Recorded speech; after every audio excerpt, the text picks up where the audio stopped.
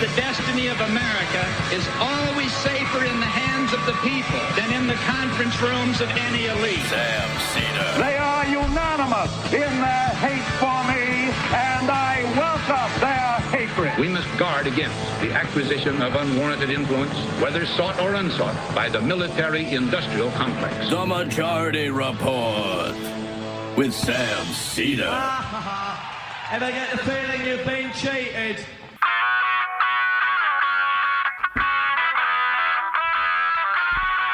It is Wednesday, February 12th, 2025. My name is Sam Seder. This is the five-time award-winning Majority Report.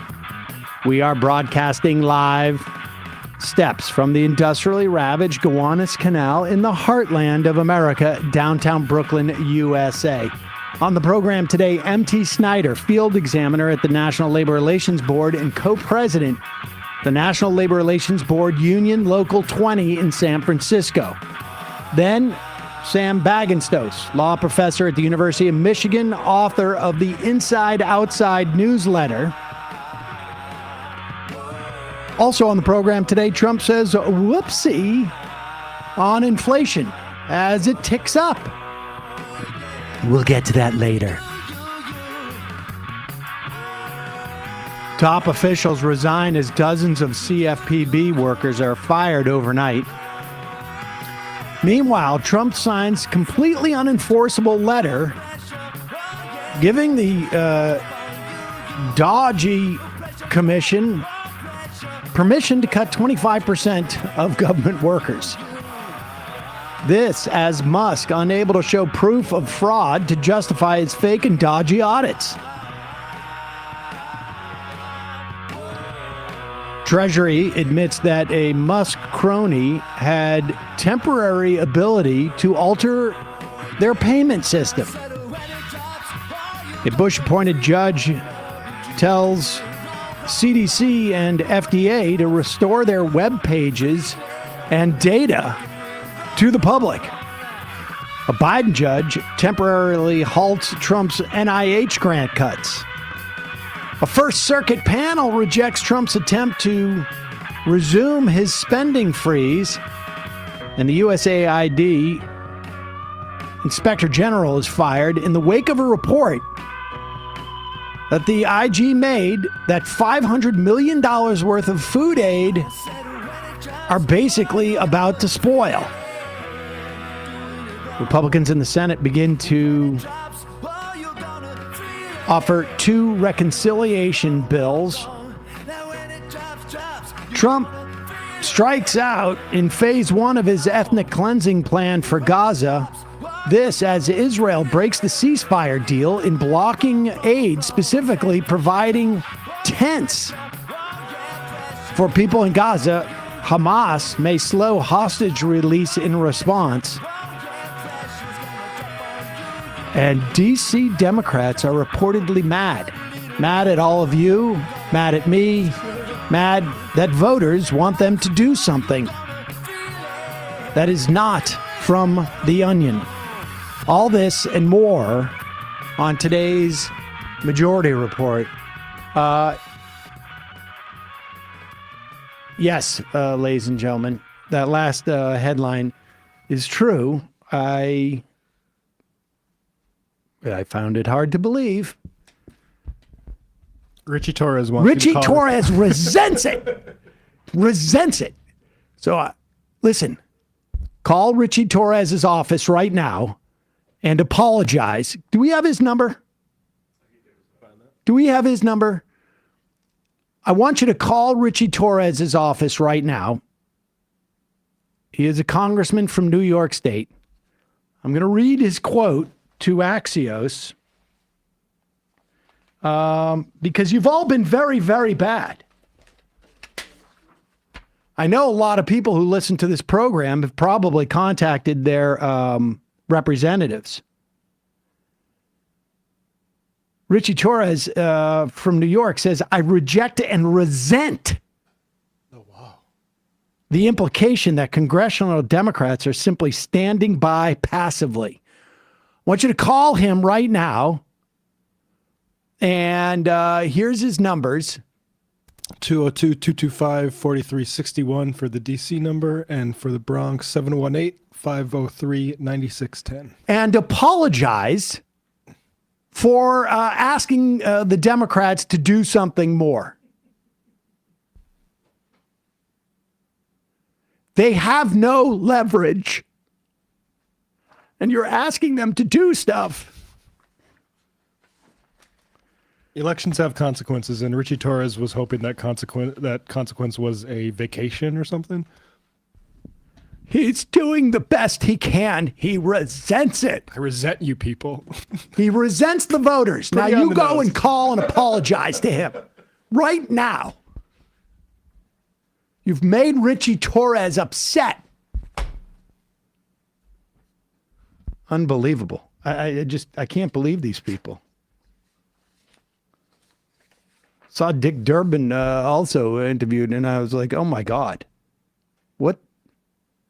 And I understand time passes. I'm getting up there too.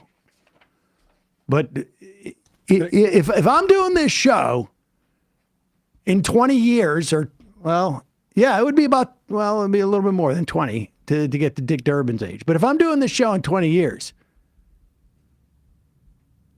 and I start talking like this, please, Matt, have the talk with me. Oh, yeah, don't worry. Like 2 years before. I got it all. I got a draft of it already made. Okay. All right.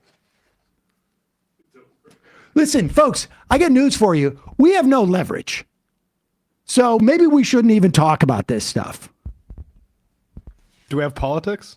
I really resent that, Matt. Here is Elon Musk, head of DOGE, this committee that apparently is running our government now. Unelected bureaucrat, Elon Musk. And he writes, at this point, I am 100% certain that the magnitude of the fraud in the federal entitlements, in quotation, Social Security, Medicare, Medicaid, welfare, disability, etc. I don't know exactly what that means. Most people in government, when they say entitlements, they say Social Security, Medicare, and Medicaid because we've paid directly into those. Exceeds the combined sum of every private scam you've ever heard of by far. It's not even close. It's unclear to me whether Elon Musk's project right now could be considered a private scam as opposed to a public one. Right. Nevertheless, he offers no evidence that the two most beloved government programs that exist, Social Security and Medicare, that Medicare and Medicaid, which provide for over, off the top of my head, 120 million Americans to get health care. Throw S-chip in there. Social Security keeps about 2/3 of our elderly out of poverty. And he claims it's rife with fraud, the magnitude such that we've never seen. Is there any evidence for this? I don't know. We can ask Elon. Maybe he'll tell us.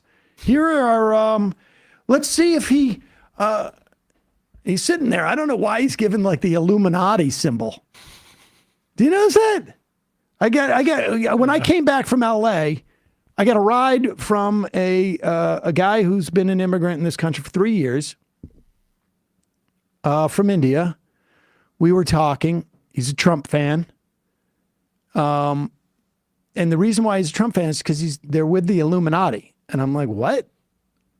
And he said, yeah, they gave the symbol. And I looked up the symbol, and that's the symbol. I didn't realize that Musk had put that up. Musk, what he's doing with his hands right now, that's the Illuminati symbol, I guess. Yeah, there's an old website called Vigeland Citizen that would post screen grabs every time that would appear in a Eric Trump do that too at one point? And his wife, Laura, said, don't do that. I'm not sure. I missed that. All right. Well, here is Trump. I mean, yesterday on the program, we had Gil Duran, who basically laid out the Curtis Yarvin plan for the Trump administration, and it seems to be that the Trump administration is following it. And part of that plan, keep this image up here, is that Trump is going to function like the chairman of the board and Musk is going to function like the CEO. And that seems to be what's happening. I've never seen anything like this before, where Trump is just there, sitting there, listening to some dude who came in with his 4-year-old kid for whatever reason. Paid for his campaign. Oh, yeah, this is his benefactor. This is my boss, everybody. I mean, he's my boss, I'm his boss, it doesn't matter. And here is Elon Musk. Supposedly, he's rooting out fraud. You'll notice this is what they're rolling out now that all these court cases have gone against them.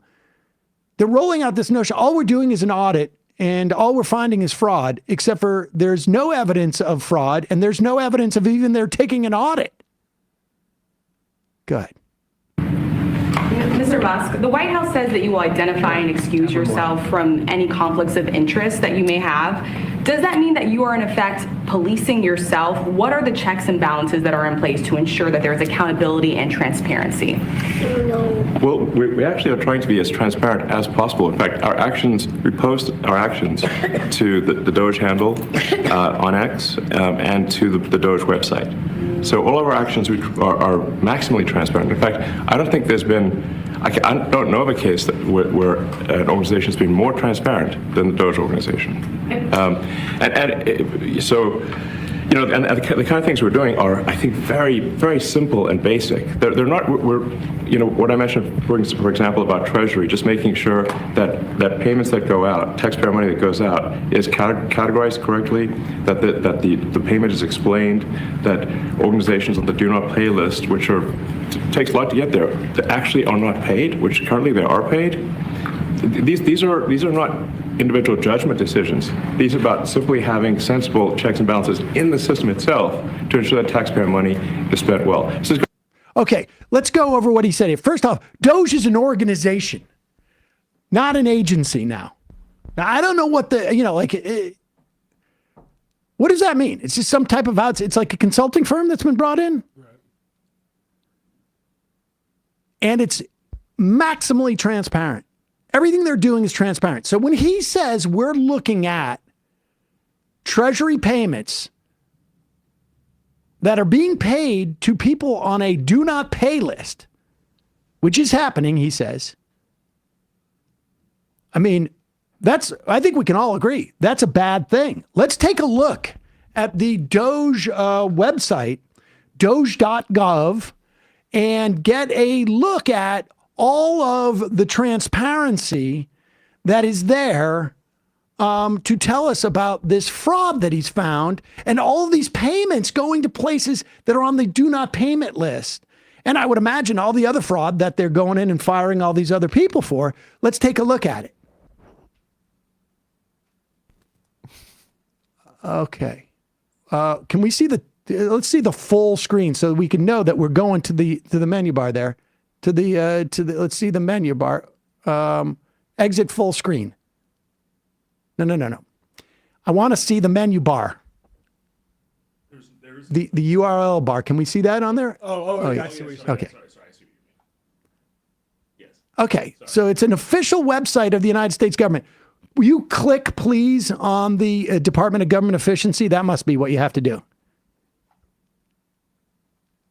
Oh, maybe if you click on the golden dollar sign. This is doge.gov. It's not like, this is not the Bellagio website. It's an official website of the United States government. Okay, well, the official website of the United States government doesn't seem to have any information. Atrios has collected the reports of this exchange from the different journalism outfits that we have in this country. Well, actually, we're trying to be as transparent as possible. In fact, we post our actions to the DOGE handle on X and the DOGE website. So all of our actions are maximally transparent. Maximally. Wow, that's pretty good. Here's Time Magazine. They report he also claimed that DOGE's work was being shared on its website on X and social media platform owned by Musk. So on my own website, I've talked about what I'm doing. You got to follow Musk for that. However, the DOGE website has no information, and the postings on X often lack many details, including which programs are being cut and where the organization has access. And CBS turns and says, quote, on X and the DOGE website into asked about any personal conflicts he has and whether he's policing himself. Musk did not answer directly, but said the DOGE website is explaining what it's doing, an apparent reference to the group's account on X, which details contracts the federal agency have canceled. Pressed a second time, Musk said the public can question whether he's benefiting from DOGE's actions. What? The New York Times also covers for Mr. Musk. We are actually trying to be as transparent as possible, Mr. Musk said, referring to postings by his team on his social media site X. So all of our actions are maximally transparent. What? The New York Times can't afford to put somebody to input a website address on the on Chrome or Safari. Maybe they don't have maybe don't have that. CNN doesn't bother checking. Musk, speaking in the Oval Office, sought to underscore his belief that transparency is what builds trust. His belief? And insisted that all of his team's efforts were being made public on DOGE's social media accounts and website. Oh, yeah. They didn't even go. His belief that he thinks this is the most transparency ever. Are you stupid, CNN? Like, this is just shocking. All right. And so that we have done our full due diligence, let's go to not the government-sanctioned DOGE site. Let's go to doggygov.com. So this is a private website, but implies that this is a government agency, although he calls it an organization, and it's also one of, if not the first search result when you Google DOGE website. Okay, so here it is. And let's go. Okay, updated 2/10. So this is updated yesterday. Our mission is to bring awareness to government spending and overregulation. I thought this was an audit. Awareness, yeah. Our mission is to decentralize the narrative around government spending. What the hell does that mean? So this is not a government agency? Crypto libertarian. Oh, wait a second. I'm sorry. I've got this wrong. Maybe he's talking about something different because the subtitle on this says the DOGE Community Meme Project. Right. All right. Now I'm confused. But play that video for a second. Let's see what's on that video. Our nation was founded on the basic idea that the people we elect run the government. That isn't how America functions today. Most legal edicts aren't laws enacted by Congress, but rules and regulations promulgated by unelected bureaucrats. Okay, pause it. Tens of Incidentally, thousands of this website set up by an unelected bureaucrat who is operating on edicts from the president, not laws from Congress. Specifically, that is exactly what they're doing. Promulgated. Okay, well, all right. Maybe I'm being a little bit too. Let's go over and see the government seal of DOGE. It's some dog. Let's see. First thing up, we have, click on the first one, memes. Oh, okay. Oh, there we go. It's all memes of Elon Musk being, a hero. Okay, great. Let's go to Friends of Doge. Let's scroll through these guys. Javier Milei. He's not even from America, and he's number 3. Ron Paul. CEO of Cantor Fitzgerald, which is also the owner of Rumble. Oh, David Sachs, also owner of Rumble, and the crypto czar.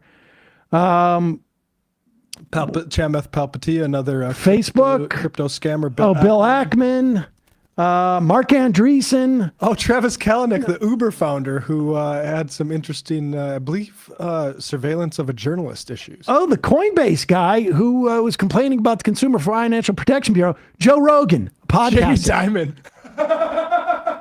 Jamie Dimon, Rand Paul, Rick Scott. Who else we got here? Oh, Ro Khanna. Oh, hey, Ro. Oh, that's nice. I guess it's bipartisan. That's fantastic. For not doing the subpoena?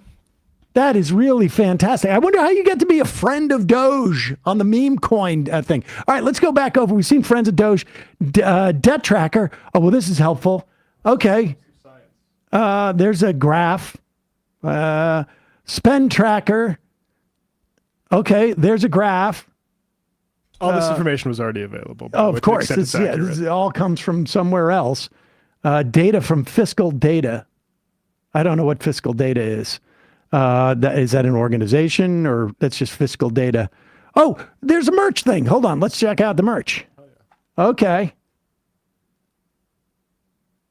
I wonder who's making it's all to sell Doge coins. NWA getting any cut of that straight out of Doge thing? I would bet not. Lawsuit might be. All right. I mean, I don't know what else to say. This is just an absolute joke, and the press is just like the idea that New York Times saying transparency. We go, and this is what you see. This is absurd. It's absurd. It's a big joke. Unbelievable. All right, we got some sponsors we got to deal with here. In a moment, we'll be talking to MT Snyder. She's a field examiner at the National Labor Relations Board. She's here talking on her own, not representing the agency, to talk about her experience as a federal worker under assault here. And then Sam Bagenstos, law professor, University of Michigan, who's going to give us an update on sort of the legal aspects of what we're seeing here. He's been in the administration multiple times. We've had him on the program. I guess it was 8 years ago, almost around this exact same time. First, I can tell you, in periods like this, I've got a list of to-dos that are constantly hanging over my head. I got to do this for the kids' school. I got to do this. I got to still some stuff to deal with. My mother's estate. I've got all these different things that are hanging over my head. But fortunately, one of them is not to make sure that I have a will, so that in the event that I give myself a heart attack during this era, I know at the very least. My kids are going to be taken care of and not going to have to deal with a horrible process. Creating will or a trust can be a daunting process. Generally, you don't know where to begin or what to do. You can take this task off your to-do list with Trust and Will. You'll get 10% off at trustandwill.com/majority. If you have not done this, folks, they did not have these kind of services back, 20 years ago. And Trust and Will is incredibly well rated. They have 5-star reviews on Trustpilot, thousands of such reviews. And do not let the expense and sort of be intimidated by the whole process. You can keep you and your family prepared and protected by managing your will or trust online. Each will or trust is state-specific. It is legally valid. It is customized to your needs. Care wishes, nomination guardians, final arrangements, power of attorney. This is all really important stuff. If you have a new family, or an old family for that matter, also, when you get up in my age, you need to start doing these things like, nominate guardians or deal with final arrangements. You can insure your family in the expense of legal proceedings or the state deciding what happens to your assets. Their simple step-by-step process guides you from start to finish, one question at a time. Like I say, you save loved ones time and stress by having all your documents in one place with bank-level encryption. Live customer support is available through phone, chat, and email. Trust and Will has an overall rating of excellent, and like I say, thousands of 5-star reviews on Trustpilot. It's used by hundreds and hundreds of families and counting. Hundreds of thousands of families and counting. Stand up, protect what matters most to you in minutes with Trust and Will. Go to trustandwill.com/majority. You get 10% off plus free shipping. That's 10% off plus free shipping at trustandwill.com/majority. Also, sponsoring the program today, Smalls Cat Food. Is your cat having digestive issues? Are they throwing up their food? They simply in need of a diet upgrade? We've all been there. You should check out our next sponsor. It is Smalls. This podcast is sponsored by Smalls. To get 50% off your first order plus free shipping, head to smalls.com. Use our promo code MAJORITY. Smalls cat food is protein-packed recipes made with preservative-free ingredients you're going to find in your fridge, and it's delivered right to your door. That's why Cats.com named Smalls their best overall cat food. Unfortunately, my cat passed, and did not. The last couple of weeks of his life, he was able to enjoy Smalls. So, Matt, beneficiary of some of that leftover Smalls cat food. What's the word? My cats are very picky. They like the really cheap stuff, but they were all over the Smalls. Different formats of cat food that I haven't seen, including stuff you had to refrigerate, but my cats just ate it right up. And also the dry food they liked, and it comes with these little packets that I've seen baby food come in that you squeeze sort of flavored broth onto the dry food. And it kind of spoiled my cats a little bit, I must confess. Still not a believer in Smalls. New York Magazine calls Smalls the best cat food, according to veterinarians, while BuzzFeed said, my cats went completely ballistic for this stuff. I imagine a writer did. Smalls also has a bunch of amazing treats and snacks you can add to your order. After switching to Smalls, 88% of cat owners reported overall health improvements. And of course, that is a big deal. Do you have a particularly picky cat? Smalls has a sampler so you can try everything Smalls has to offer. And the team at Smalls is so confident your cat's going to love their product, you can try it risk-free. That means they'll refund you if your cat won't eat their food. What are you waiting for? Give your cat the food they deserve. Head to smalls.com. Use the promo code MAJORITY at checkout. 50% off your first order plus free shipping. That's the best offer you'll find, but you have to use our code MAJORITY for 50% off your first order. One last time, that's promo code MAJORITY. 50% off your first order plus free shipping. Put the link in the podcast and YouTube descriptions. And lastly, millions of Americans grind or clench their teeth at night. I would imagine we have a lot more than we did 4 months ago. And most don't even know you're doing it. If you have jaw pain or headaches after a night's sleep, there's a high chance you grind or clench your teeth. Teeth grinding, also known as bruxism or TMJ, is generally caused by stress, and it can cause serious damage, such as eroding away your enamel and broken teeth, which lead, of course, to expensive dental bills. The solution, you protect your teeth, it's a mouth guard. But mouth guards from the dentist can cost you anywhere from $500 to $800, even more in New York City. The good news is there's Remy. Remy makes dental-grade, professional-quality mouth guards without the painful price tag.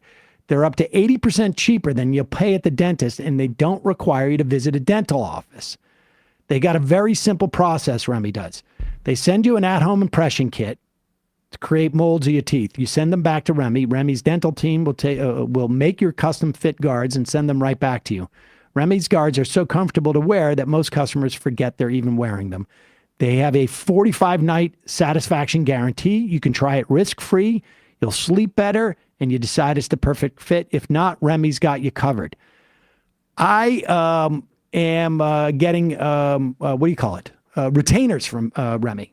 The process in which to do the teeth molding, I did it a couple of times. You take photos of it. They give you like real-time response. They really work with you to get this right. And it was seamless. So Remy is for anybody dealing with nighttime grinding, clenching, or jaw pain, or needs retainers. And you need an affordable solution to protect your smile. Say goodnight to jaw pain and headaches. Head to shopremy.com/majority. Use the code majority. Save up to 50%. That's 50% off at shopremy.com/majority with code majority. Give your teeth a break without breaking the bank with Remy. We'll put the links to that in the YouTube and podcast descriptions. All right, quick break. When we come back, MT Snyder, field examiner at the National Labor Relations Board.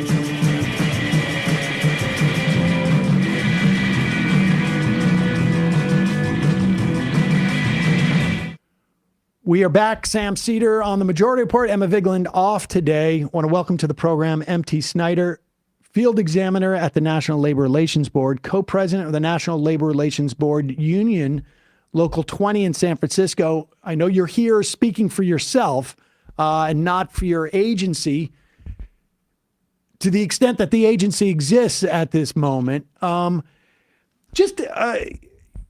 I imagine there is an MT at every federal agency, or vast majority of them right now, going through some similar dynamic as to what you're going through.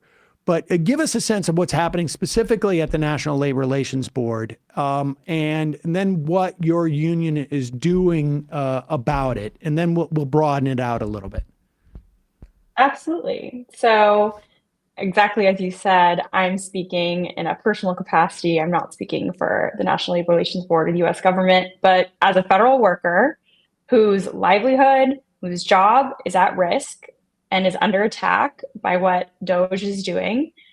And specifically at the National Labor Relations Board, just last week, Trump fired board member Gwyneth Wilcox 3 years before her term expired. So by doing so, he violated the clear letter of the law of the National Labor Relations Act, as well as decades of Supreme Court precedent.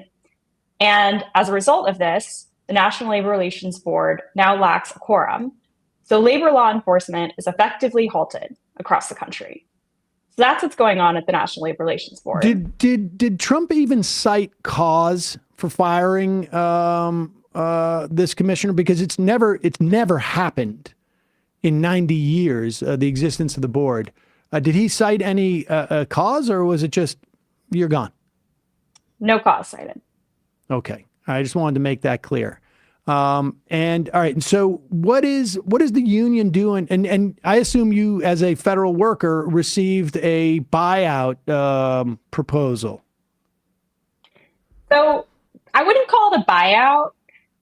This is more of a scam. And I did receive that scam, and I do receive those updates every day to my email. They are coercive and pressuring federal workers to resign voluntarily. And our union, in response, is encouraging everyone to hold the line, not to resign. And our union has done an incredible job. We have great attorneys who have gone through all of the information provided on this fork voluntary resignation. And there's so many holes in here. It is incredibly legally dubious. And with all of the pressure that is put on federal employees to take this, and all of the fear they're creating right now to encourage people to take this offer, it's obvious that this is something that can't be trusted. And we know that even a very similar email was sent out to employees at Twitter, and those folks did not receive the buyout package that they were offered. Oh, is that right? I hadn't been aware of that. And we also know there's no money set aside for workers who are just going to hang out until September, right? I mean, there's no budget. It's all just sort of whimsy. Yeah, it's very strange that someone would consider it efficient to offer paid administrative leave to 2 million federal employees. So that really doesn't, when there's no budget, we're on a continuing resolution through March 14th. And we just don't know the budget that agencies will have going forward. So are you still getting paid? I mean, I'm curious, as just like as a person who's dealing with this, like, are you calling your landlord and saying, hey, listen, I'm not sure. Is there any way that we can go month to month here on this? Like what? Like I would imagine the pressure that you are feeling, with this sort of Damocles hanging over your head. The National Labor Relations Board, as far as I understand, without a quorum, they can't do anything right now. And so, like, what are they allowing you guys do enforcement? I mean, I'm not sure. Like, what is the mechanism in which to enforce anything? There is still work to be done. We still investigate unfair labor practice charges. We can still run secret ballot elections to determine union representation. So there's still plenty of work to be done. But I would say the future of our agency is incredibly scary. I joined just a few years ago. When I joined the National Labor Relations Board, I thought that this was going to be a place I could work my whole life. I got my master's degree in industrial and labor relations, and I studied labor law. And I thought, this is it. I want to uphold the National Labor Relations Act. I want to uphold the act that gives workers the right to organize, to collectively bargain, to improve their working conditions. And this is where I want to spend my career. But now I have no idea what's going to be next week. I have no idea if I'm going to be laid off, if our agency is going to be shuttered. Just no clue what's going to happen. Have you talked to federal workers in other departments? Are you guys starting to organize cross agency, or are you organizing within? I mean, you're in San Francisco. These agencies, you have agencies in all the major cities and obviously all the states across the country. Like, are you guys, what kind of organization is going on that level, or I don't know, support groups? To what extent can you? I imagine some of this maybe we don't want to talk about, but to the extent that you can, like what's going on in that regard? Yeah, so the National Labor Relations Board Union is a small independent union. And so we are organizing ourselves and our members to hold the line, not to take the fork scam. But there are other groups that are doing organizing work among federal workers. There is actually the Federal Unionist Network, that is an informal network of rank and file union members that is organizing right now for a day of action and calling on everyone on February 19th to get on social media and post about how federal workers provide services that they rely on. So it's Save Our Services action. We're calling on everyone the Federal Unionist Network is asking everyone to post with a sign on how they benefit from federal services. And then there will also be rallies on February 19th at Tesla dealerships all across the country. The Federal Unionist Network is taking the fight to Musk, as he is the person destroying federal worker lives and the services that we provide. So you can get more information on that at bit.ly/SOS action. Okay, so it's bit.ly ly SOS action. We will put the link to this actionnetwork.org/events, Save Our Services action. We will put this at majority.fm and in the podcast and YouTube description. And just to be clear, this is both for federal workers and for anybody else who wants to talk about how these agencies have helped their lives?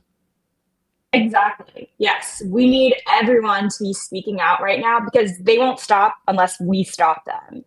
And we need to be changing the narrative about how the American public benefits from the essential services that federal workers provide. Federal workers are nurses providing care to veterans. They are field examiners investigating unfair labor practice charges. They are researchers looking for cures for cancer, right? These are services that Americans benefit from and rely on every day. And so by destroying these, this impacts every American. And so we need to speak out together to make it clear that we won't let the Trump administration attack our jobs and make all of our lives worse. Have you noticed, and I should say, shout out to Bob Hitt, who I think has your job down in New Orleans, formerly of the AM Quickie here. Have you noticed any change in behavior of employers out in the field, like with the idea of, okay, the cops are gone now, we're not going to have to deal with has that like filtered through yet? Like, are we starting to see, because I would imagine at one point, if and you know, we're starting to hear some of the banks actually say like, we need some services from the Consumer Financial Protection Bureau. And I would imagine though, polluters are starting to gear up and like, we can't dump this stuff in the river yet, but let's wait until June. I would imagine all of these agencies that provide safeguards, whether it's for workers or, you know, consumers or, you know, just members of society who want clean air or clean water or safe food, at one point, they're going to realize nobody's coming around or there's no, you know, we're not going to be held to account. Are you starting to see any of that out in the field yet? Or is it I would imagine, probably too early? So I would say that, you know, we're still seeking to uphold the act the best that we can. And we can't force anyone to engage in the processes that we have. And without a quorum, the National Labor Relations Board, we, at the board level, we are restricted in what we can do to enforce the act. So, yeah, we are limited here.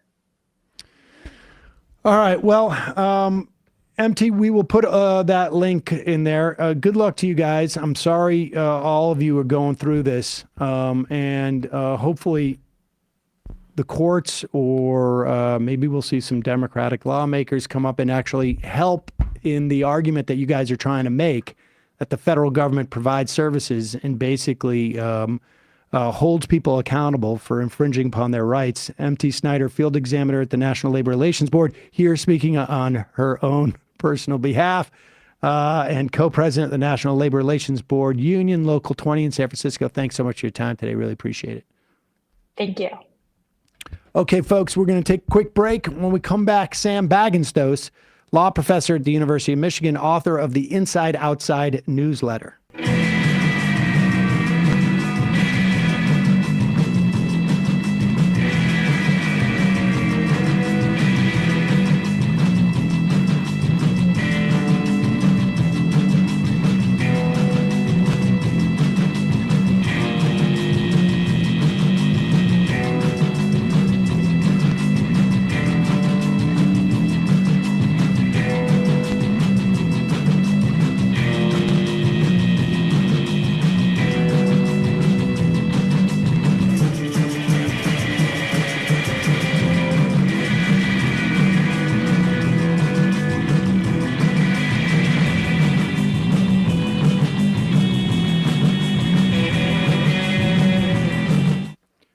We are back.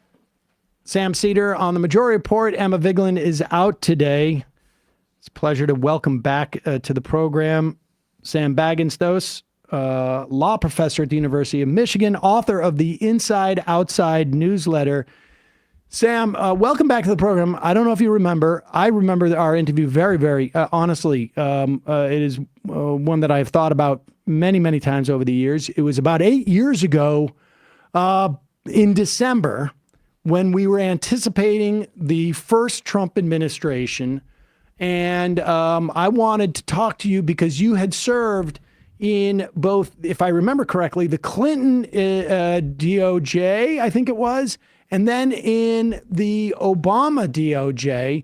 And so you knew the implications of 8 years of Bush and what it did to these agencies. And here we are in maybe a similar type of situation or a little bit, but different in some very, very radical ways. And so let's just, broadly speaking, and then obviously want to get to all of these different court cases and where we're going to from there, because you wrote a really fascinating piece about the value of calling out when people are breaking the law, even if there's no army to enforce it. Broadly speaking, like remind people what happens to agencies when there is an administration that is fundamentally at its core against the functioning of a lot of these agencies. Yeah. And I think what we're seeing now is that, but accelerated to a tremendous degree, right? So the kind of destruction that we saw in 8 years of the George W. Bush administration, they're working on doing in the first couple of weeks of the second Trump administration, for example. So what happens? So we have these agencies that do the people's work. We have agencies that are protecting consumers against predatory banks. We have agencies that are paying for really important medical research, which, by the way, also helps to ensure that the hospitals that you go to all around the country are able to make their budgets work and keep the lights on and the doors open. And what happens when you attack these agencies is you make it impossible for them to do that important work. You have great people leave these agencies. And, it's a truism, but it's true. It can take 100 years to build something and a matter of weeks to tear it down. And then we're back to another 100 years to build it. And that's what I really fear we're in the middle of now. When I look at all of the really important programs that people rely on getting destroyed, when I look at the incredibly experienced and dedicated public servants who are saying, I don't need this, I'm leaving, we're going to be in a hole for years and years and years after this administration because of the destruction that they're wreaking right now. And we should add, it's not just the destruction of like the sort of institutional knowledge within these agencies. I literally today at the place I get my coffee, they know I do this show. The guy said, I was looking into NIH grants and, because I'm a historian and I realized I got to maybe look for a different career. There's people in the pipeline. We just had someone who got their master's degree in labor relations. She's a field examiner and wants to spend her career at the NLRB. And that person 5 years earlier is going I'm not going to study this stuff because who knows if there's going to be anything there. Yeah, no, I think that is exactly right. And, so the result of it is really generational, that it's going to be that much harder to get back to where we are. And, these people, if what you want to do is biomedical research, right, that's important for your career, but it's also important for the world at large. I mean, the amount of knowledge that we're going to be losing because of this, the breakthroughs, the benefits to people's lives, it's just stunning to contemplate. Okay, so that's sort of like almost the baseline for a Republican administration that we've been talking about. This is something times 10, or 100, or maybe it's based upon who's sort of doing this. We should say 10x or 100x. But give us a sense. I mean, there's so many different court cases that are out there, and we have multiple jurisdictions who have ruled on sort of almost the same questions. And they all basically, across the board, seem to have all basically issued temporary injunctions for the most part. We haven't had any sort of final adjudication on this stuff. But it's also unclear that any of these agencies or that DOGE or the Trump administration's listening to any of them. Yeah, I mean, I think both of those points are really important. Number one, the courts have stepped in pretty immediately on a lot of these issues. We're seeing a pattern across the government of, basically Trump and Musk saying that they're not going to be bound by any laws that Congress passed. Doesn't matter that Congress created the U.S. Agency for International Development. They don't like it. They're going to destroy it. It doesn't matter that Congress created, the Department of Education and there's no power to get rid of it. They don't like it. They're going to try to destroy it. Congress said you can't cut the money that NIH provides to hospitals and research institutions. They don't care. They're going to cap it anyway. And yet the courts are stepping in pretty aggressively to say, hold on a second. This really looks like a violation of the law. Stop. And, I think what we're hearing from Trump and Musk is sort of them speaking out of two sides of their mouth. On the one hand, they're making noises like they're not going to comply with the law. They certainly want you to think they're not going to comply with the law. They would like everybody to, be cowed and thinking there's no way of stopping these folks. On the other hand, they haven't asserted any authority or power to defy a court order. When they've gone into court, they've said, we're trying our best to comply with the orders. They've appealed the orders they disagree with. So right now, although they're trying to send the message that they won't be constrained, I think they also recognize that if they really want to pick a historic fight like that, I think a lot of people would say we're already in a constitutional crisis. Once they say we're not going to comply with the court order, no question we're in a constitutional crisis. And it's not clear they actually have the guts to do that because, the courts will have a say, Congress will have a say at that point. And I know all these institutions look kind of supine right now, but the more they very explicitly and brazenly defy the rule of law, the more folks are going to push back. We've already seen that among some of the Democrats. We've already seen with the NIH actions, even some of the Republicans, including some quite conservative Republicans like Katie Britt, pushing back. So just about Alabama. Let's be clear. She's like, she wants a carve out. To be fair. But the thing is, all of the, yes, so of course that's right. But all of these actions that they're taking, they're attacking this sort of abstract idea of the bureaucracy, but the bureaucracy is not abstract. It provides important things that people rely on all across the country, in some ways in red states more than blue states. And so I think that's, at the end of the day, going to be what creates a political constraint as well as the legal constraints coming to bear. Okay, so as a political matter, I want to just sort of sort this out a little bit, because I've seen their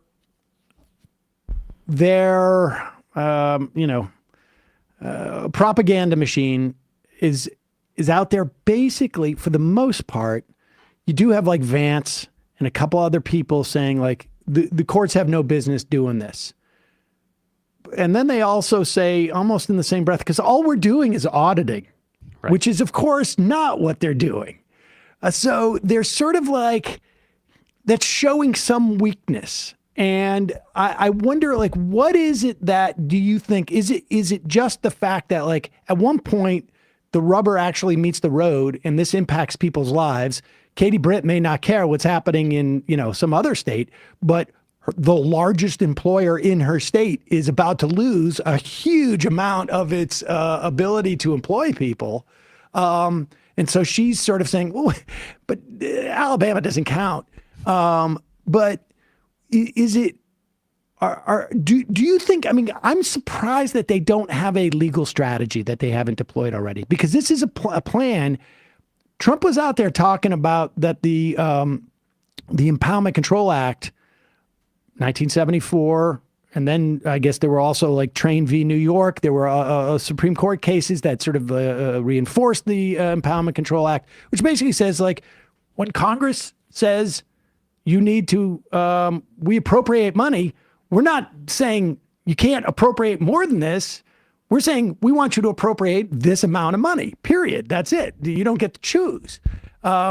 Maybe how you execute that appropriation is there's some leeway, but you need to appropriate that money. He was making videos about this in 2023, and so that Trump was putting out. So they clearly have been ready for this. Do they basically know they have no legal argument? So what they're trying to do is just create chaos and let the chaos do the work rather than them actually being able to execute a plan? Or what do you think their strategy is as both a legal and political matter? Yeah, and I will say I think there is a division within the administration, and one of the things we're seeing is that playing out. So on the one hand, you have like the Russ Votes, the new head of the Office of Management and Budget, his general counsel at OMB, Mark Paoletta, who you may know from that painting with Justice Thomas, where they're all sitting around smoking cigars with Harlan Crow. And yeah, so he's sitting there right next to Justice Thomas in that famous painting. And they're the legalists, they're the people, they want to tee up a case to go to the Supreme Court to challenge the Impoundment Control Act. I was Mark Paoletta's successor as general counsel at the Office of Management and Budget at the beginning of the Biden administration. I can tell you all about that. They really want to push that. Did it smell like sulfur in the office? Well, I will tell you, he left me in the office a big portrait of Calvin Coolidge, which I, on my first day, replaced with the portrait of Franklin Roosevelt. But I will say they want a court fight over this. But then there's Elon Musk. And Elon Musk, who now seems to be very much in the driver's seat, has Trump's ear, has the favor of the new emperor, essentially. Elon Musk, he has this Silicon Valley play of move fast, break things. It doesn't matter if we violate the law, we'll clean that up later. Just like Uber going into all these towns, and breaking all the laws and then saying, well, what are you going to do about it? Right. And that's the Musk play, which is what they're running now. Which means, the legalists, the people who really want to tee up court fights, are finding that the court fights that are getting teed up are not putting them in the best light. If you wanted to be strategic about this, you would, pick particularly wasteful, particularly bad uses of money, not spending money to help protect people against HIV or stop infectious diseases that could come to the United States and hurt Americans, not spending money that is, on the biggest employer in the state of Alabama. And by the way, some of the biggest employers in every state, red states and blue states, right? You wouldn't be doing that. And so I think there's this tug of war going on within the administration, and that's what we're seeing. That's fascinating. What if you were, and maybe this is hard for you to assess, but from a legalistic standpoint, so these guys think they have the votes to chip away, if not completely, overturn Train v. New York, or to say the Impoundment Control Act is, I guess, unconstitutional on some level. I don't know what the grounds would be for that.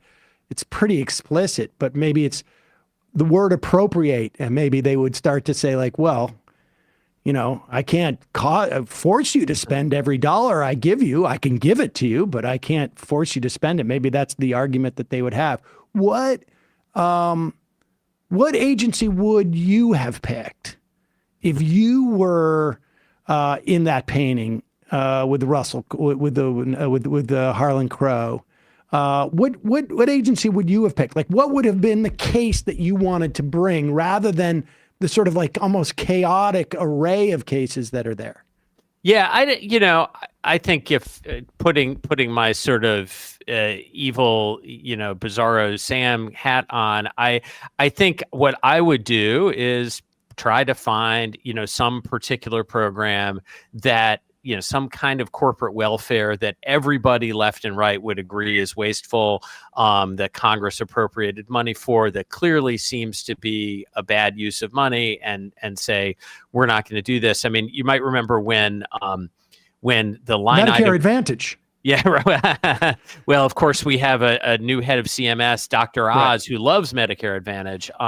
But yeah, you might remember when the line item veto act was adopted in the Clinton administration, Clinton used that for the first time and teed up the court test with a very specific tax break that was just a giveaway to sugar beet farmers in Louisiana. And that's the sort of thing you would do if you were really, and he lost that case anyway, because the court said, no, look, Congress passes a law, Congress has to change the law, the president can't change the law unilaterally, even if Congress tells him he can. I don't think that Trump is going to prevail in challenging the Impoundment Control Act. Obviously, people like Russ Vought and Mark Paoletta disagree with that. And, I get it, because it's an extremely conservative court. It's a court that loves executive power when Republicans are in office. And it's a court that's delivered Trump some really huge signature wins. So I get why they're confident. I think they may be a bit overconfident, but they're certainly setting this up in the worst possible light for themselves. And it's also sort of tough for them based upon the recent essentially reversal of the Chevron deference doctrine too, right? I mean, because the heart of that is that the agencies don't really know best, and so they don't really.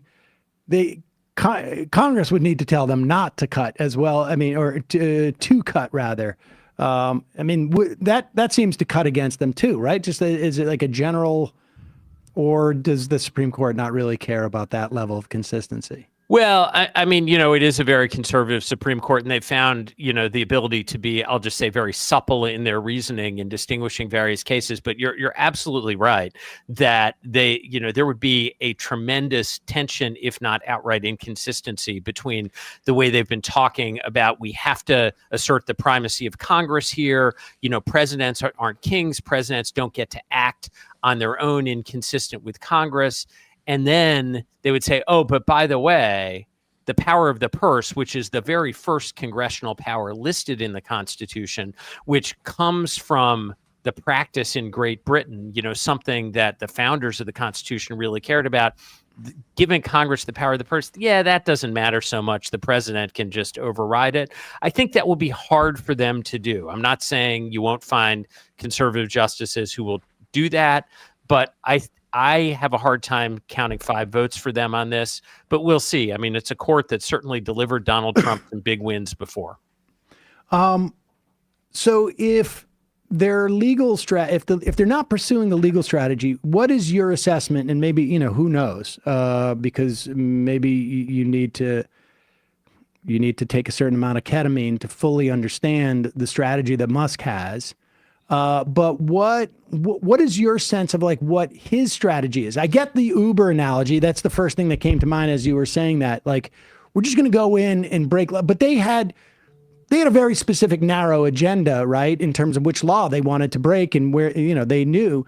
Like, why USAID first? I mean, or is that just something that he assumed like? Nobody cares about foreign aid, and people always think it's bigger than it is. And is that your sense? Yeah, I really don't know. I mean, yes, if you were attributing a strategic goal there, I think that might be it. The idea that it's foreign aid, nobody cares. Now, in fact, it's of great benefit to people in the United States as well, in various ways.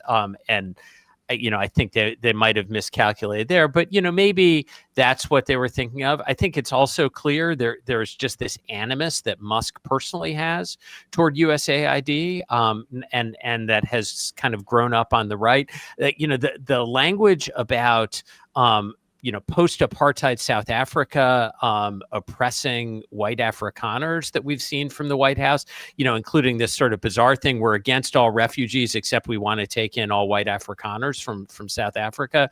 I think that is a part of why they targeted USAID. The idea was, well, USAID was supporting, people who weren't, supporting sort of anti-colonial movements in the past, but who knows? I mean, I think there is a degree to which Musk is a chaos agent, and trying to attribute too much of a strategy to him is probably a fool's errand. Okay, and let's talk about this. You wrote a piece on February 2nd. Why write about the illegality of what Trump and Musk are doing? Because even if these courts rule as they have, and I think subsequent to you writing this piece, the courts have ruled largely, almost exclusively, I think, in against the Trump administration, what they're doing.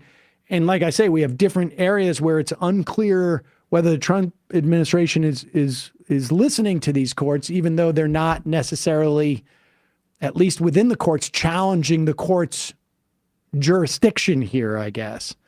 But as a political question, you're writing about the value of branding what they're doing as illegal. Talk more about this and whether, since you wrote this piece, it was only 10 days ago, but then again, he's only been president for 3 weeks. So this is like, talking about the life of a child at 2 months. 3 weeks is 50% of their life almost. Yeah. So what is your sense? A, explain that notion to us about the political value of writing about something that's illegal, even if the court doesn't have their own army to go out there. And then let's take an assessment as to the political actors and the way they're using these court cases.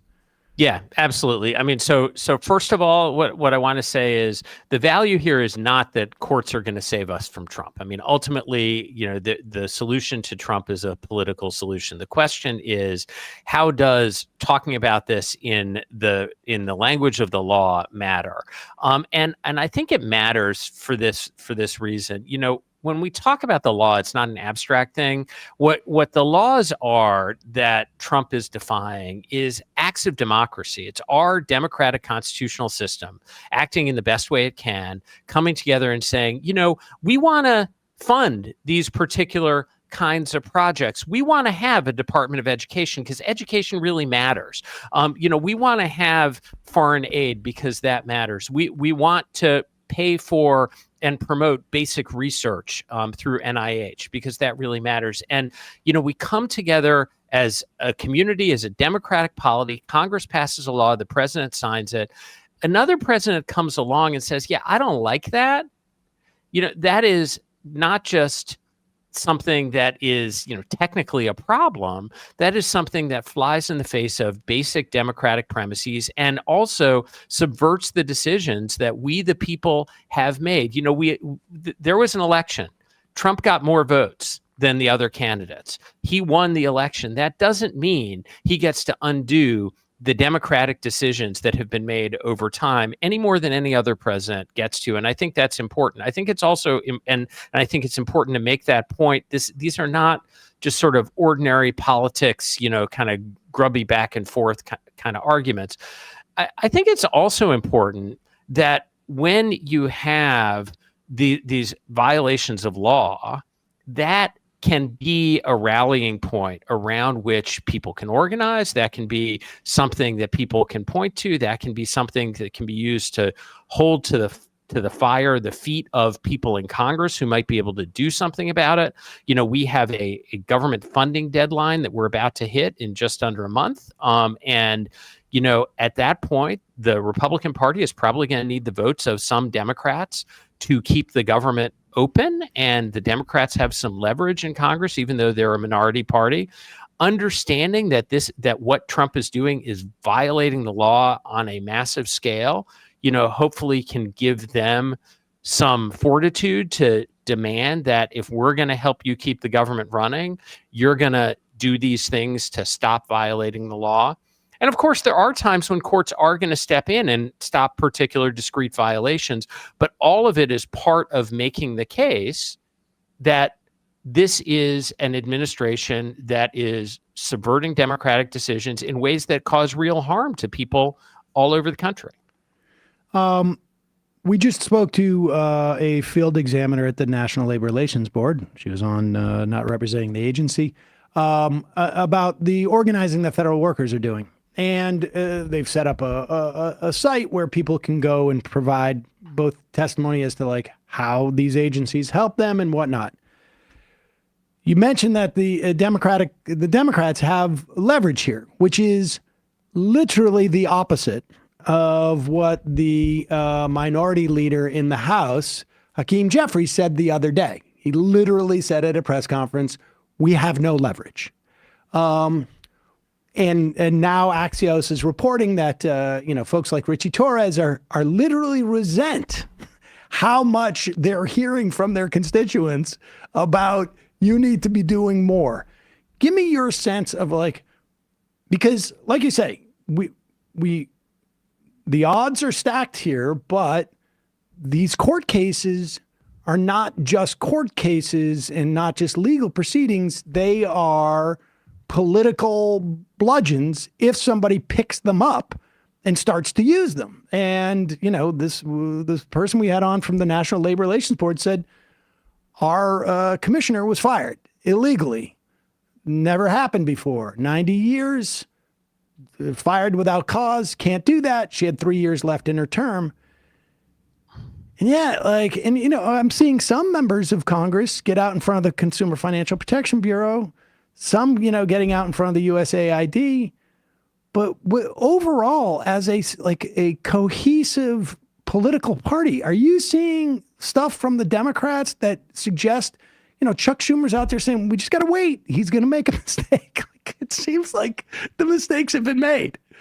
Yeah, so yes, you're seeing more and more stirrings from Democrats, but it's still, I would say, very depressing. I think there's nothing more demobilizing for the Democratic base than a leadership that is saying, well, let's just wait and he'll trip over his own feet. And then at that point, we'll be there to point at him and say, well, look, you can't trust him.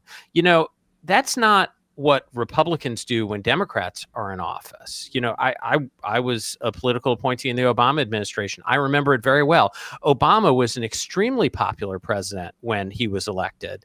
Had Congress, had both houses of Congress, and it wasn't like Mitch McConnell said, okay, well, I guess we just better wait till he messes up. Instead, they very aggressively acted, the Republicans did, in a relatively unified way to create and impose on the world a narrative about overreach by Barack Obama from the very beginning, not just to wait until he stumbled, but to construct everything he was doing as a stumble. And yet what we're seeing now is again, increasing stirrings, and that's great, but I think Chuck Schumer called it people were getting aroused. I think it was. I mean, I read that article in Axios yesterday. And look, I've been a political appointee in Democratic administrations. I totally get it. Democratic elected officials, high Democratic appointees are frustrated by quote unquote the groups. That's what that was what the Axios, that is a dog bites man story. But the fact is, these are folks who are the Democratic Party base, and they are crying out for the Democrats to do something, leaders in Congress to do something to help shape the narrative about what's going on, because that's what's going to pay dividends. It's not like waiting back and say, hoping the price of eggs goes up and then pointing to Trump and saying you're responsible for the price of eggs. I mean, the price of eggs is going up. He's not doing anything about inflation. It's great to talk about that. Probably what he's doing is going to make inflation work. It's great to talk about it. Worse. It's great to talk about that. But, right now what we have is an assault on all of the institutions of governance that people rely on in their lives, to protect them against predation in the economy, to provide them essential services. And we need people out there for the Democratic Party from the leadership making that case in a dramatic way, not sending letters, not press releases, standing behind a podium with, well-crafted sentences, but doing something that actually attracts attention about that. 20 years ago, I feel like we were still sort of like crazily living in the specter of George McGovern's run in 1972. There was still this and it was why I think Democrats were so weak in responding to what happened in 9/11, this sense of being, afraid of being considered a hippie. Now, 20 years later, nobody in this office except for me knows what the word hippie means, and we're in a different era. But this reluctance, this is like the proverbial. This is the opportunity to espouse the benefits that government does, and the failure of the Democrats to sort of embrace that feels like now we're living in the specter of the Clinton administration, which entered in saying the era of big government is over, essentially, echoing what Reagan had said. It's almost as like we're, we are trapped in 1993 still. And despite the fact that there's this like golden opportunity to show in real terms, not hypothetical, but like literally like, hey, the reason why 1% of our population in this country right now is walking around afraid about what's happening next because they're federal workers that actually do things. Remember all that thing where government can't create jobs? Well, why is Katie Britt, begging Donald Trump to stop? Those must be creating jobs. What is how do we get past this specter? Yeah, we need to be out there making that case, and it's very frustrating because there was this moment in the Biden administration, where I was very proud to serve on the domestic side of the Biden administration. We cut child poverty in half at the beginning of the Biden administration. We increased health insurance to the highest levels. We had the lowest uninsured percentage in history. We cut the price of prescription drugs for people. We showed how government can work and make people's lives better. And then, we lose an election, and all of a sudden everybody's back to this, Clinton era defensive crouch. And I mean, it felt like actually like even a year before the election, nobody was talking about any of that stuff, frankly. Well, Sam, hopefully we will talk with less than an 8-year interval, but it will be under better circumstances. Sam Bagenstos, we will put a link to the Inside Outside newsletter. Really appreciate your coming on and your perspective on this. Thanks so much. All right, folks, we're going to take a quick break, head into the fun half of the program. We have fixed our phone lines, I believe. So we will take phone calls today. A lot of phone calls. So many phone calls. Oh, and I also want to make this clear. If you're in New York City, you have 2 days left, really 1.5 days left, to register as a Democrat. Now, I know if we had a bunch of Republicans listening to this show, they might say, hey, I'm going to register as a Democrat, and maybe this gives me a chance to vote for Eric Adams or Andrew Cuomo if he jumps into the race. Is Cuomo announced? No, not yet. Let's keep hope alive. But maybe you're a member of DSA. Maybe you're a Working Families Party member. Maybe you're somebody who's like, politics don't mean anything. But there's a reason why I'm registered as a Democrat in this state. And that is because a lot of times the primary will determine who becomes mayor or the congressperson or the senator in this state. And if you are, let's say, a member of DSA, you might want to vote for Zohran Mamdani. You better. Or if you're a member of the Working Families Party, you might want to vote for Zohran Mamdani. And you won't have a chance to vote for him if you wait for the general election and he doesn't win the primary. Or maybe you are just not even a member of either one of those parties and you're like, hey, I wouldn't mind having, why do we need to charge people to take the bus? Or why is New York City sort of created or been, fashioned for just rich people? Maybe it would be a more interesting city if we had people who could afford to be like artists or musicians or writers, just businessmen, please. or in this city. So you got a day and a half to do it. And I just people need to not think about these things as identities. Sheepdog. People need to not think about these things as identities. These are tools. Your party registration doesn't mean that you're a good person or a bad person, or it means you're a lib now. Or you're a shit lib, or you're a rad lib, Get or baptized into the shit lib, or whatever. It is a tool. It means that you have the ability to impact the outcome of a primary. And I'll tell you something. I don't know if there is a pound for pound greater impact you can have than voting in the New York City mayoral primary, because you got about 1/8 of the people who are going to vote in the general election vote in the primary, but the primary basically determines who's going to be mayor. So there's no independent primary. You know that your dollar gets you $2 worth of a donation type of thing. This is one of the situations where your vote literally has the value of like 7 people. So primaries is the place to play, folks. Yeah, that's going to be the lesson of the next couple of years. Yep. And you can be in you can either participate and have that influence or say, no, I'm not going to, because that makes me dirty. Silly. And Edward Gregorian on the IM says, and don't forget, you can write in Eric Adams' name. He's on the ballot, though. Folks, don't forget AM Quickie, amquickie.com. I mentioned Bob Hitt.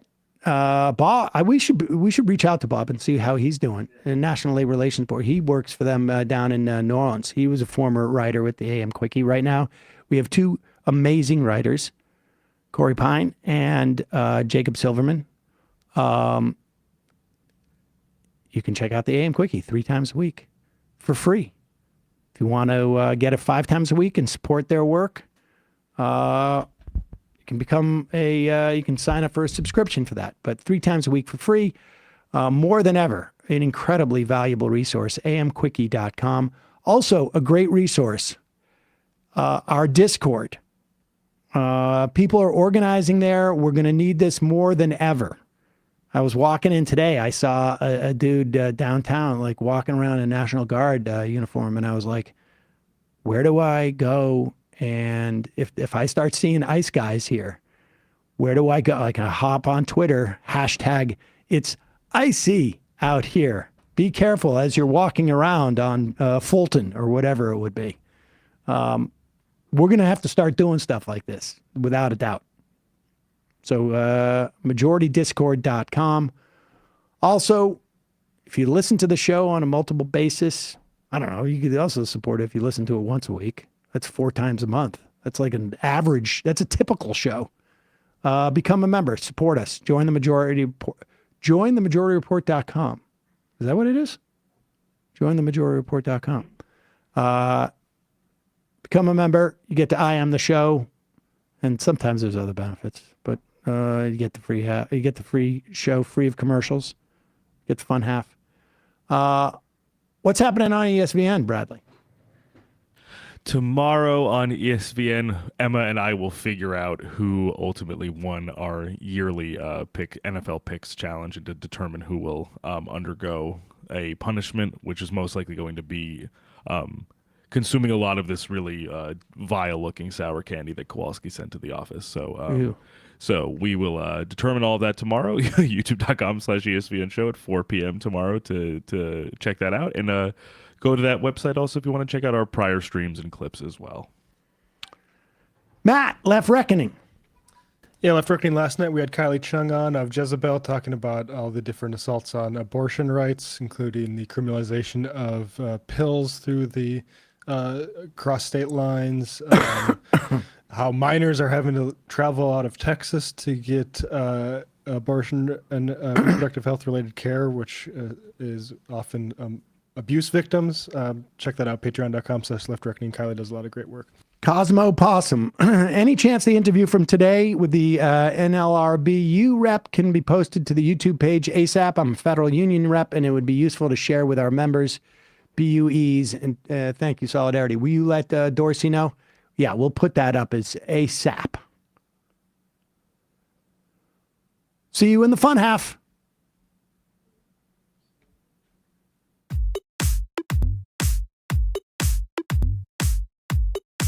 Left is best. Jamie and I may have a disagreement. Yeah, you can't just say whatever you want about people just because you're rich. I have an absolute right to mock them on YouTube. He's up there buggy whipping like he's the boss. I am not your employer. You know, I'm tired of the negativity. I'm sorry, I didn't mean to upset you. You're nervous? You're a little bit upset? You're riled up? Yeah, maybe you should rethink your defense of that, you fucking idiots. We're just going to get rid of you. All right. But dude. You want to smoke this joint? Yes. Do you feel like you are a dinosaur? Some good shit. Exactly. I'm happy now. It's a win-win. It's a win-win-win. Oh, hell yeah. Now listen to me. 2, 3, 4, 5 times. 847-906-501-457. 2, 38, 56, 27. 1/2. 5 eighths. 3.9 billion. Wow. He's the ultimate math nerd. Don't you see? Why don't you get a real job instead of spewing vitriol and hatred, you left-wing Limbaugh? Everybody's taking their dumb juice today. Come on, Sammy. Dance, dance, dance.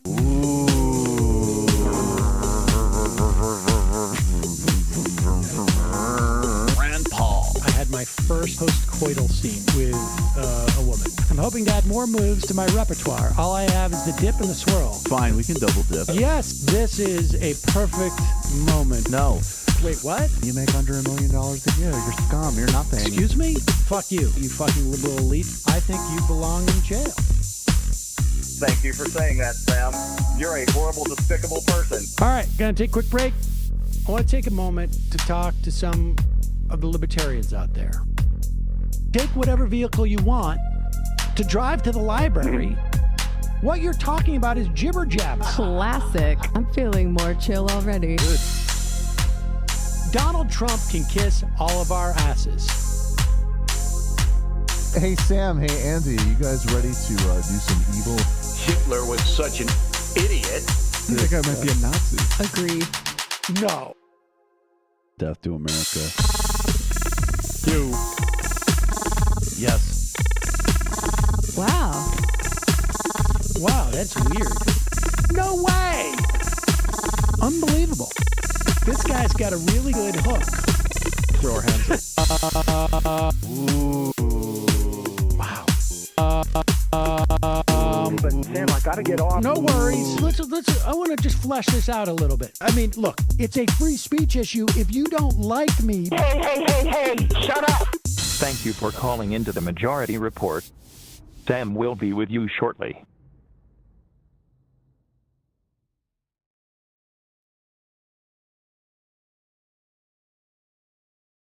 Okay. We are back.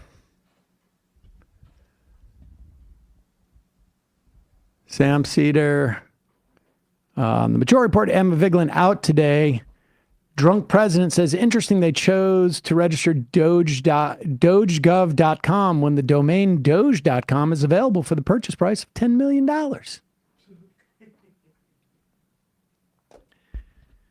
So Sam Bagenstos just explained to us in this interview that there is a fracture within the administration. You have the legalists like Russ Vought and his deputy, who apparently was in that famous painting with Harlan Crow and Clarence Thomas, who